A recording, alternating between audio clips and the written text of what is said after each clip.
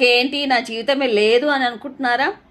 అది కాదండి. ఆయన నీ జీవితం. ఆయన నీ జీవితం.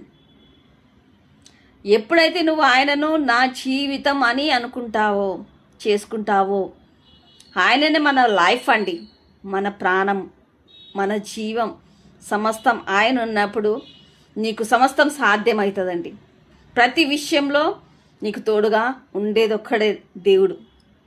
భర్త కాదు, అక్క కాదు, చెల్లె కాదు, తల్లి కాదు, తండ్రి కాదు, కూతురు కాదు, కొడుకు కాదు, ఎవ్వరు కాదండి.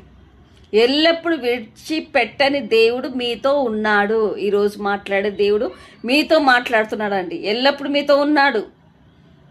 ఎవరు లేరు, నేను చనిపోవాలి, నేను ఒంటరిగా ఉన్నాను అనుకుంటున్నావా? నో, ఒంటరిగా లేవు. నీకు దేవుడు ఉన్నాడు.